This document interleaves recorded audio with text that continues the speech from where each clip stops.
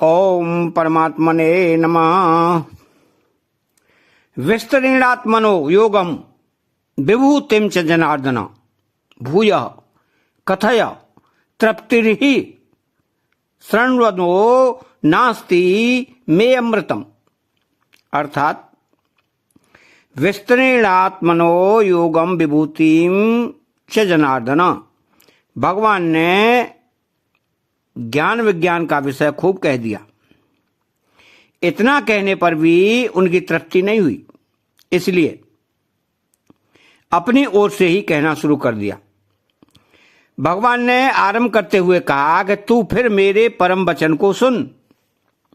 ऐसा सुनकर भगवान की कृपा और महत्व की तरफ अर्जुन की दृष्टि विशेषता से जाती है और वे भगवान से फिर सुनाने के लिए प्रार्थना करते हैं। तो अर्जुन कहते हैं कि आप अपने योग और विभूतियों को विस्तार पूर्वक फिर से कहिए। क्यों कि आपके अमृतमय वचन सुनते हुए तृप्ति नहीं हो रही है। मन करता है कि सुनता ही चला जाऊं। तो भगवान की विभूतियों को सुनने से भगवान में प्रत्यक्ष आकर्षण बढ़ता देखकर अर्जुन को लगा कि इन विभूतियों का ज्ञान होने से भगवान के प्रति मेरा विशेष आकर्षण हो जाएगा। भगवान में सहज ही मेरी दृष्टि भक्ति हो जाएगी। इसलिए अर्जुन विस्तार पूर्वक फिर से कहने के लिए प्रार्थना करते हैं। तो भूयः कथया तृप्तिर्हि शृण्वतो नास्ति मे अमृतम। अर्जुन श्रेय का साधन जानते हैं, चाहते हैं कि और भगवान ने विभूति एवं योग को तत्व से जानने का फल अपने में दृढ़ भक्ति होना बताया। इसलिए अर्जुन को विभूतियों को जानने वाली बात बहुत सरल लगी कि मेरे को कोई नया काम नहीं करना है, नया चिंतन नहीं करना है। प्रत्युत जहां कहीं विशेषता आदि को लेकर मन का स्वाभाविक खिंचाव होता है, वहीं उस विशेषता को भगवान की मानना है। इससे मन की वृत्तियों का प्रवाह संसार में न होकर भगवान में हो जाएगा, जिससे मेरी भगवान में दृढ़ भक्ति हो जाएगी और मेरा सुगमता से कल्याण हो जाएगा। कितनी सीधी सरल और सुगम बात है। इसलिए अर्जुन विभूतियों को फिर कहने के लिए प्रार्थना करते हैं।